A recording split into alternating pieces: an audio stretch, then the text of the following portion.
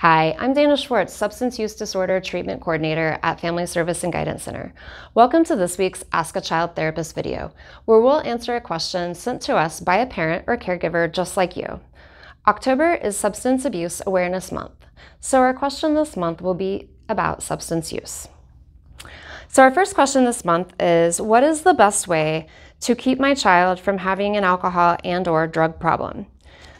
I get asked this question on a fairly regular basis, and interestingly enough, the absolute best way to prevent a child from developing an alcohol and drug abuse problem that they may carry with them the rest of their life is something that's cheap and easy and accessible to the majority of the world, and that is a caregiver or a parent or even an adult who is really engaged in a child's life.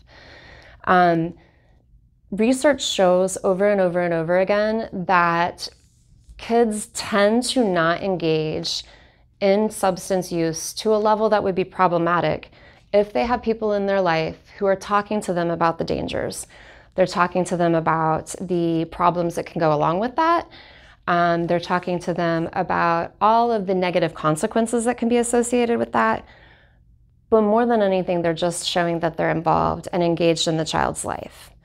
Sometimes these conversations are really hard to have, and we as parents like to schedule that time and think we're going to sit down with our kids and we're going to have the talk today about alcohol and drugs.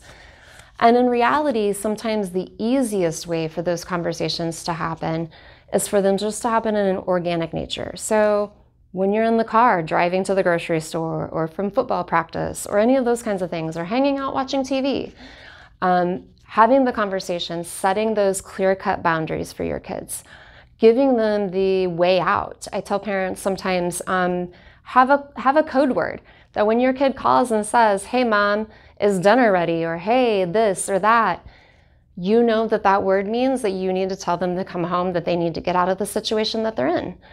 A lot of times with their peers, saving face really is one of the easiest ways for them to get out of those situations. So again, any ability that you have to sit and have those conversations, set those clear-cut boundaries with them, let them know your expectations, and reinforce that over and over and over again, helps prevent them from going on to develop any kind of substance use disorder later on in life. That's all for now. If you have a question, email it to us at marketing@fsgctopeka.com. We'll answer it in an upcoming video, and we'll keep your information confidential. Come back next week for another Ask a Child Therapist video. I'm Dana Schwartz. Thanks for watching.